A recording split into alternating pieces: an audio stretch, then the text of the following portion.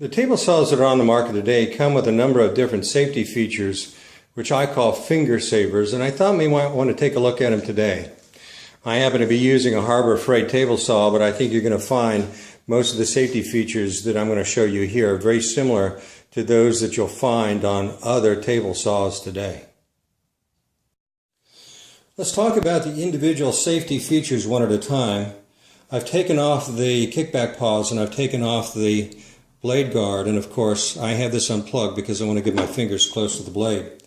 So this is your riving knife. What is it supposed to do? With some pieces of wood, as you push it through, they have a tendency, because of the grain, to squeeze on the other side. And I've had this happen to me as well.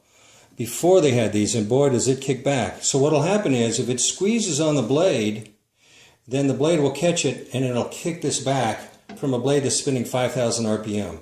You really don't want to do that. So the riving knife, if it has a tendency to squeeze back here, it'll squeeze on the riving knife, which is the same width as your blade, and prevent it from kicking back in your face as you pass it on through. Also, for some reason you have a tendency to get a little bit out of square, it may just hit the riving knife before it hits the blade and prevent kickback as well. So that's one of your important finger savers. Your next safety feature are the anti-kickback paws.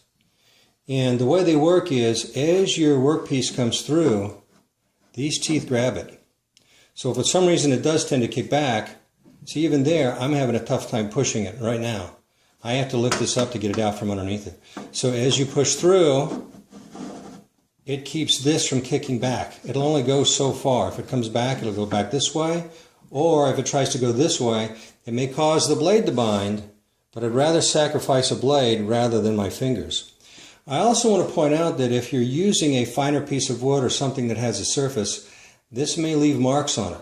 So how do you handle that? If I have a nicer piece of wood and I don't want this surface scratched, I'm going to attempt to cut with that surface down so the backside can get those tiny little mars of scratches. It's not a lot, but it's there. But you may want to make sure this finger saver is in place. That's called your anti-kickback paws. The next finger saver is your blade guard right here. So you notice the only thing that's exposed is this part of the blade in the back. So if for some reason your hand slips, you're not careful, you get distracted, you're less likely to get cut on the blade. And all that does is, as you're feeding your work through, it just lifts up very carefully. I don't think this is going to mar your wood. This is not a lot of pressure holding this here. So if you're not concerned about the surface, or if you're concerned about the surface, this is not going to do it. And then it pushes back through here, and then your anti-kickback paws kick into place. So really you have three finger savers here. Your riving knife, your anti-kickback paws, and then you have your blade guard. These are three very important finger savers.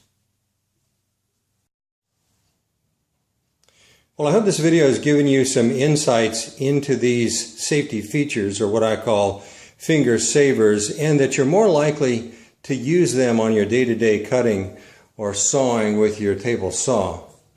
Well, if you like this video and found it useful, please press like, and if you haven't already done so, please subscribe, and as always, good luck with your projects.